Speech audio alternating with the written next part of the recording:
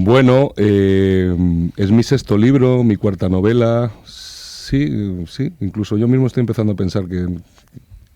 Lo digo a porque pensarme como escritor, sí. 615 páginas a partir de la vida de un negrero. Sí, señor.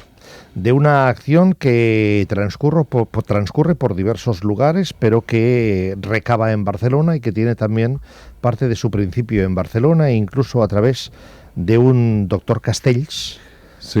que toma notas, que hace una seña a ese gigante de ojos muertos y manos fuertes, Joseph, manos para pegar, manos para apretar, asfixiar, romper y desgarrar, manos para sostener látigos y chicotes, manos de buen cigano, y yo sé bien lo que digo, manos para echar cerrojos y cadenas a otros más débiles y asustados. Esas manos culpables nunca están ociosas en este perro mundo. Uh-huh. Bueno, se te da bien. Muchas gracias. Ese es un personaje, don Pedro Blanco Fernández Traba, es un malagueño, y efectivamente murió en Sant Gervasi, en una torre de Sant Gervasi, después de pasar una temporada en un asilo, un manicomio de la época, en la mitad del siglo XIX. Y esta es su vida novelada. Yo encontré este personaje por casualidad. Yo soy licenciado en Historia, mi especialidad es la Historia moderna y contemporánea de España, y encontré una referencia bibliográfica que hablaba de don Pedro Blanco, el gran negrero malagueño. Me enganchó lo de malagueño porque me hizo reflexionar. Digo, ¿cómo puede ser que yo, que he dedicado años de mi vida a estudiar historia, y además historia de este periodo, nunca he oído hablar de este señor? Bueno, las respuestas están en la novela. En cuanto te pones a investigar un poco en la participación de los españoles en la trata de esclavos, pues enseguida te saltan el origen de muchísimas de las grandes fortunas, de las grandes familias de este país, el origen de muchas instituciones de este país. Está en la trata de esclavos. Y de muchas riquezas de este país. Muchas fortunas se crearon en ese momento. Hay dos cataclismos morales y físicos en nuestra historia. Sobre los dos no se ha hablado mucho, nunca te hablan mucho de ellos, que están en el origen de muchas fortunas. Y hay un hilo conductor entre esos dos cataclismos. Uno es la trata de esclavos en el siglo XIX y otro es la Guerra Civil Española y la posguerra. En esos dos cataclismos, en esos dos desastres, se generan la pobreza de muchos y la miseria de muchos, pero la riqueza de otros tantos. Sacos de carbón, piezas de Guinea, bozales, muleques, negros y negras arrancados de selvas, playas y poblados, desesperados creyendo que cruzan el gran río para servir de comida a los demonios blancos, humillados y asustados cuando, puestos en fila por el cigano, los palpan, les separan los labios, las bembas, los penetran con los dedos, los hacen flexionar las piernas y corretear para ver que no están mal de los pies. Y algunos, los más expertos, saborean un poco del sudor recogido con las yemas. Aprende esto, Pedrito. Por el sabor del sudor se sabe la salud del negro. Los enfermos saben a muerte. Es duro, pero a la vez literariamente muy enriquecedor. Tienes y expones un dominio del lenguaje realmente abrumador, incluso en algún momento. Muchas gracias. Bueno, yo soy de los que piensa que las palabras, aparte de contenedores de significado, son en sí mismo barcos que te llevan a algún sitio, ¿no? Yo he intentado recrear un castellano que tenga resonancias a cómo podría ser el castellano del XIX, sin que sea una barrera para el lector actual, porque creo que hay palabras que están en desuso, pero que enseguida resuenan y simplemente el sonido, independientemente del significado que conllevan, ya te llevan a otro sitio, a otra época, a otros olores, a otros sabores. He intentado que sea una novela muy accesible para el lector, pero al mismo tiempo muy rica lingüísticamente, sí. Muy erótica también, ¿eh? Bueno, hay una... yo soy un gran lector desde joven de la novela clásica de aventuras. Yo me empecé a leer libros de Salgari, de Verne, de Jack London, luego pasé a Melville, a Conrad y todo esto. Pero también yo creo que aquí hay un filósofo y seguramente podrá decir algo al respecto. Aparte de ciudadanos de la era HBO, somos descendientes, o sea, pertenecemos a una humanidad que ya vio Auschwitz, que ya vio arrojar bombas atómicas sobre población civil, que vio los bombardeos de Dresde. Yo creo que ya no aceptamos las idealizaciones. Ya cuando la muerte llega, Cuando esperamos que en una narración la muerte llega, hay que mostrar la muerte. Cuando esperamos que llegue el sexo, hay que mostrar el sexo. Y yo me planteé que no puedes escribir una novela sobre la atrocidad que fue la trata de esclavos desde la ingenuidad o la idealización de la novela clásica de aventura.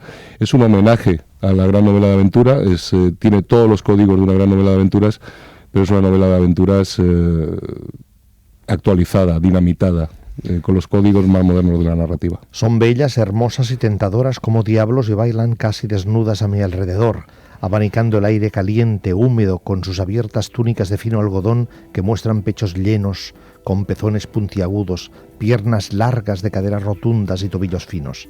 Tambores, panderos y birimbaos las mueven como vientos.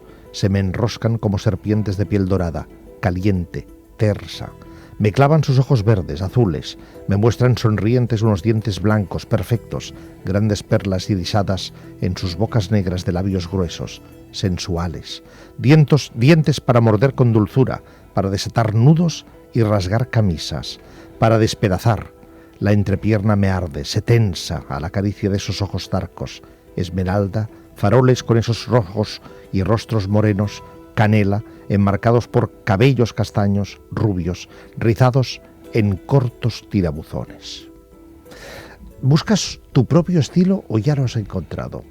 Lo digo porque en este párrafo, más allá de toda esa riquísima descripción, estás jugando con los adjetivos, pero de una manera muy concreta y a la vez también muy paralela en una frase tras otra, tras otra, tras otra.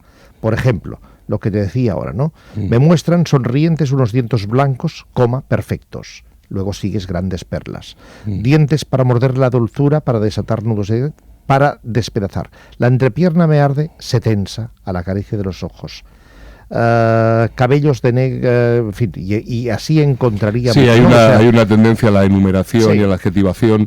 Yo pero como con mucha cadencia. Sí, yo creo en la cadencia. Creo que una de las cosas, si entramos en estos tecnicismos, creo que una de las características del castellano más antiguo, yo intento que el lector tenga una experiencia completa, sensorial, cuando lee este libro, y parte de esa experiencia es una cadencia, una prosodia que acerque la prosa a la poesía. Y en ese sentido sí recurro muchas veces a la enumeración, a la adjetivación y a cierta repetición, a cierto ritmo. Sí, hay una voluntad de estilo, evidentemente, en eso. Sí. Y todo eso porque quieres acercar la realidad de lo que sucedió con la esclavitud y con los negreros de manera muy especial. Bueno, todo eso porque, como te decía, yo creo que todos los que escribimos más que por la necesidad de contar, por la necesidad de comprender. Entonces una reflexión última que me genera todo este tema de Pedro Blanco, que yo no conociera el personaje, que yo no supiera lo que debería saber de esto, era... ¿Por qué debería saberlo? Bueno, pues se supone hay que muchas cosas que se nos escapan en la vida. 5 años de mi vida a estudiar la historia de España en el siglo XIX. Aquí entonces... tienes un filósofo, has dejado muchos más, incluso imparte ahora filosofía, sí. y cada semana viene aquí para preguntarse por lo que no sabe. Bueno, claro, efectivamente. Imagínate. Efectivamente, pues la escritura, bueno, esto es un ejercicio de noxis, de intentar llegar a conocer lo que no sé y por qué no sé, y entonces llegas a la conclusión de cómo se nos escamotean y se nos ocultan partes importantísimas de nuestra historia, que te lleva a otra conclusión. Nosotros somos una anomalía histórica como país, en el sentido de que somos el único país donde el fascismo venció, y hemos heredado una historiografía que es falsaria, que tiene mucho de cuento mitológico, que elige unos episodios muy adornados o muy deformados, como la historia que te tienen que enseñar, que te tienen que transmitir, y hay otros que te ocultan directamente. Yo en el colegio y en el instituto nunca llegué a estudiar la guerra civil, siempre se acababa la asignatura antes de llegar a la guerra civil. Yo nunca estudié que la reina regente María Cristina de Borbón, que era socia de Pedro Blanco, como lo era el arzobispo de Toledo, fue la mayor propietaria de esclavos del siglo XIX en España. La dueña del ingenio de azúcar más grande de Cuba, el Santa Susana. Que la Bolsa de Barcelona se creó con dinero de los negreros catalanes en Cuba, que parte del Eixample se financió con ese dinero, que todas las diputaciones provinciales de la época estaban involucradas en el comercio de esclavos. Entonces yo creo que esa necesidad de conocer lo que te ocultan o lo que no tienen interés que en que conozcas, es uno de los motores que hay detrás de este libro, ¿no? Un día descubres al personaje, no sabes nada de ello, te cuestionas incluso tu carrera de historia y a partir de ahí empiezas a investigar. ¿Cuánto tardas? Bueno, este libro yo he tardado 5 años en escribirlo y digamos que han sido 2 hemistiquios perfectos, 2 años y medio de documentación y 2 años y medio de escritura. Porque también, pues gracias a la vida o a mi menor o mayor talento, pues trabajo mucho en mi otra faceta como actor y entonces mi novela anterior a La que he enamorado es una novela, digamos, de la experiencia, que simplificando podría decir que yo la podía escribir en cualquier sitio, que yo cada vez que me ponía a escribir Mongo Blanco tenía que desplegar cartografía, etnografía africana, libros de náutica del 19, era un aparataje documental complicado y me llevó mucho tiempo, pero también fue un proceso muy bonito. Sarna con gusto no pica y a mí pues siempre me ha gustado mucho leer historia. ¿Pedro Blanco sería el Pablo Escobar del tráfico de esclavos? Bueno, es un símil que no es riguroso, pero es bastante ilustrativo. Este señor, Mongo Blanco, ¿por qué? Porque los reyes de la trata, en la lengua de la trata, en la lengua de la África Occidental, eran los mongos, los reyes de los grandes ríos, que era a través de donde siempre se ha desangrado África, de personas y de riquezas. Y hubo 3 mongos, el mongo Ñorormon, el mongo Chachada Sousa y el mongo Pedro Blanco, que aprendió con los otros 2 y acabó desplazándolos. La trata de esclavos con Pedro Blanco, o sea, Pedro Blanco es a la trata de esclavos lo que Pablo Escobar fue el tráfico de cocaína, en el sentido de que la escaló, la modernizó, era un hombre de su tiempo, era un hombre culto, era un hombre que incorporó todos los avances técnicos en cuanto a comunicaciones, señales, navegación que iban apareciendo en la primera mitad del 19 a la trata y centuplicó su ritmo. Uno de los problemas que había con la trata de esclavos antes es que el flujo de esclavos del interior a las factorías de la costa era muy intermitente. Entonces a veces llegaban los barcos y no había negros. Entonces los barcos tenían que pasar semanas, incluso meses, anclados enfrente de la costa de África, que es una costa abierta, difícil, antes de llenar las bodegas. Y eso suponía enfermedades tropicales, pérdidas de la tripulación, motines de la tripulación o el peligro de que los británicos que ya perseguían la trata les capturaran. Pedro Blanco implementa un sistema de señales con heliógrafos y banderas u hogueras de noche, con un código de señales que llevan los capitanes negreros. Crea una zona de guerra permanente a su espalda, que le genera un flujo permanente de negros hacia la costa, de esclavos, a los que encierra, en esto también es un precursor, encierra en corrales que podrían asimilarse a un protocampo de concentración, y siempre tenía entre 3.000 y 5.000 esclavos allí encerrados. Y entonces él viene a inventar lo que es el cash and carry de la trata. Él paga y llévatelo. Él tiene los barcos a una distancia razonable de la costa, hace su señal, los barcos llegan, cargan la bodega y salen escopeteados para el otro lado del Atlántico. Así que multiplicó geométricamente el ritmo de la trata. Y Pablo Escobar también, ¿por qué? Pues porque las rentabilidades eran muy parecidas al tráfico de cocaína. Estos hombres compraban un ser humano, dependiendo de sexo, edad y condición, por en torno a unos $20, que nunca eran en dinero, solían ser en mercancías, que ellos adquirían muy baratas al por mayor. Solían ser lo que llamaban la Santa Trinidad, que eran ron, pólvora y mosquetes, para tener en guerra a toda esa zona produciendo más esclavos. Y les costaba unos $20 ese ser humano puesto en la costa en África. Si lo ponían en las Antillas o en los estados sureños de la Unión Americana o en Brasil, venían a cobrar por cada ejemplar de ser humano, venían a cobrar entre 360 o $450. Así que eso da también una idea de la magnitud y de la riqueza obscena que produjo todo esto. Por cada ejemplar, ¿eh? Me quedo con esta expresión. De ser humano, pero ejemplar en definitiva. Bueno, ¿no? Es que sí. Sí, ¿no? Porque era objeto de compraventa. No solo de compraventa, sino de trueque. En el diario de avisos de La Habana, yo reproduzco algunos artículos aquí, había 2 secciones. Uno que anunciaba, pues llega la goleta La Esperanza, que trae 400 negros mandingas, mandada por el capitán no sé qué, que se venderán, se pondrán a subasta en tal tablado. Casualmente se anunciaban, esos anuncios se hacían siempre a la puerta de las iglesias.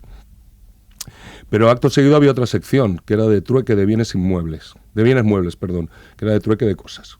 Que decía, cambio una cocinera guluf, dócil, de buena salud, trabajadora, por una mesa y 4 sillas, o por una alacena y una vajilla, o cambio 2 negros buenos para el machete, para el desmonte, por una mula y 2 cerdos. Ejemplares, eran ejemplares. Lo que es interesante, y esta novela en ese aspecto sí creo que tiene una originalidad, hay mucho escrito sobre la esclavitud desde el esclavo. Aquí el protagonista es un negrero. A mí me interesaba meterme en la piel de un negrero, en la cosmogonía de un negrero. ¿Y cómo te has sentido en ella? Pues, en esa piel del negrero. Te sientes...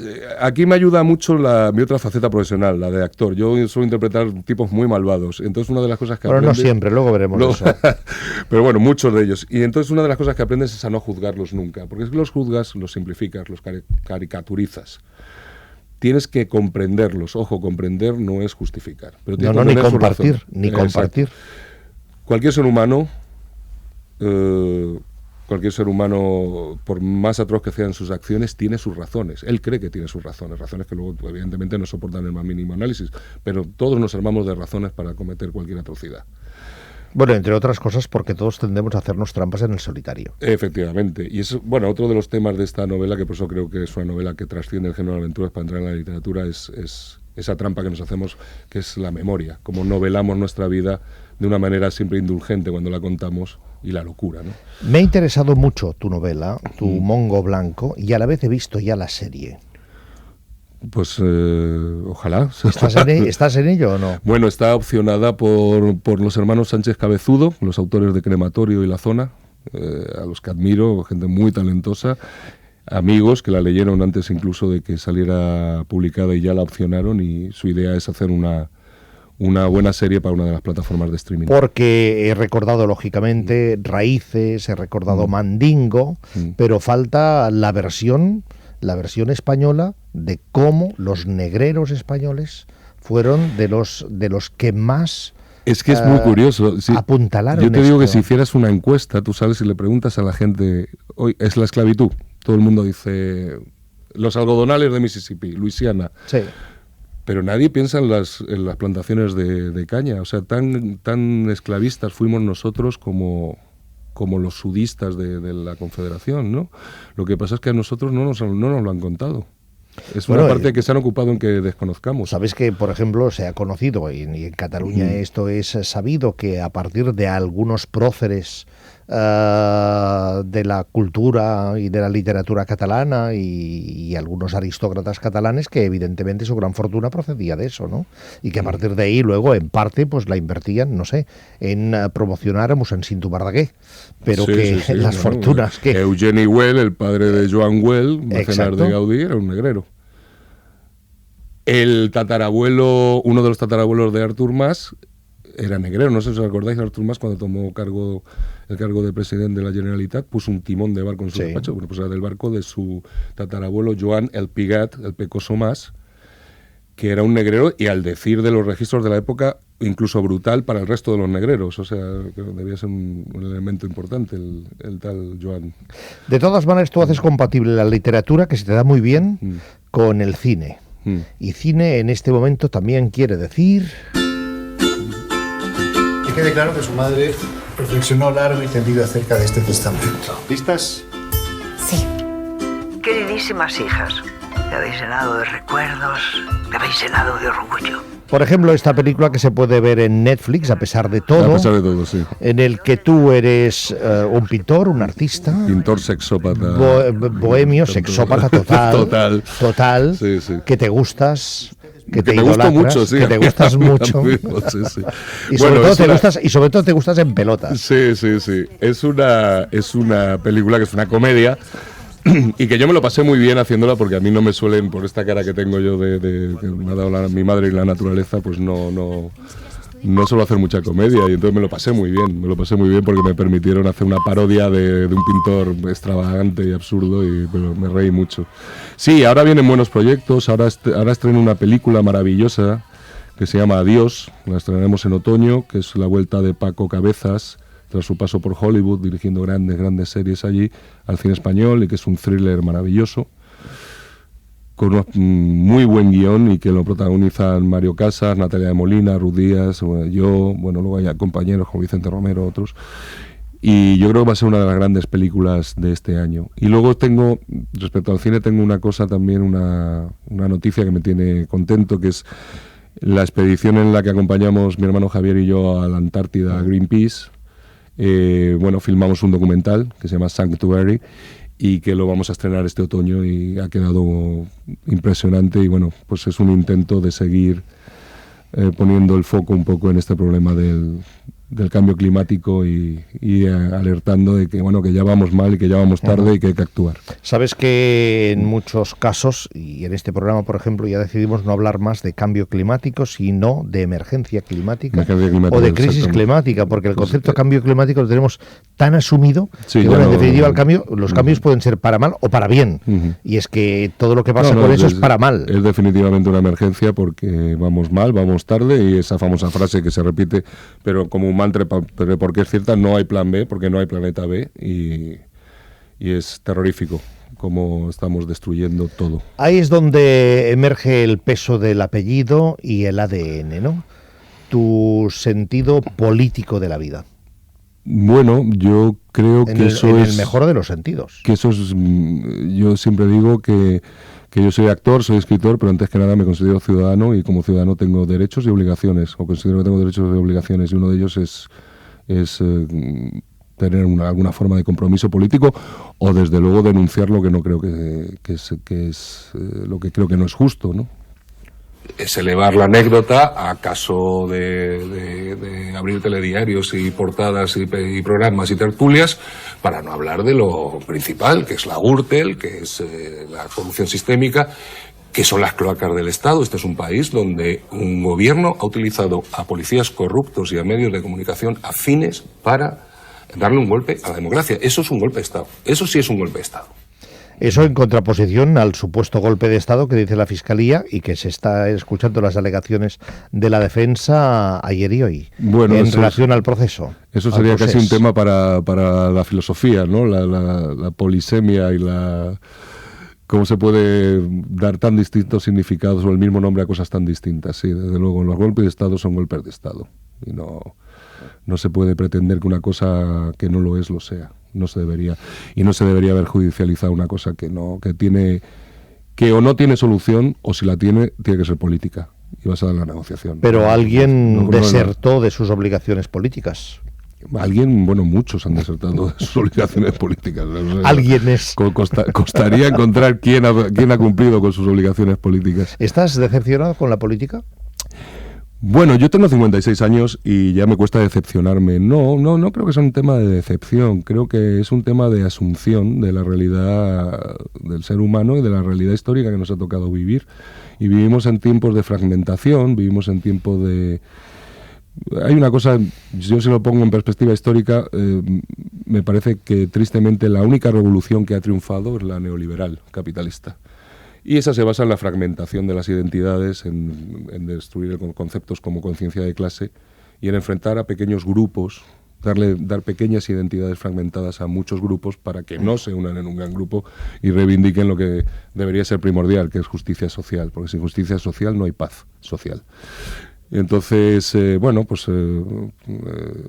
el caso, por ejemplo, de todo este tema de los nacionalismos, tanto el independentismo catalán como el nacionalismo españolista, a mí yo reniego de ambos dos, y yo soy de los que piensa, no sé quién lo dijo, nunca me acuerdo, es una cita que uso mucho, debería mirar quién la dijo, lo de aquello de que el patriotismo es el último refugio de los canallas.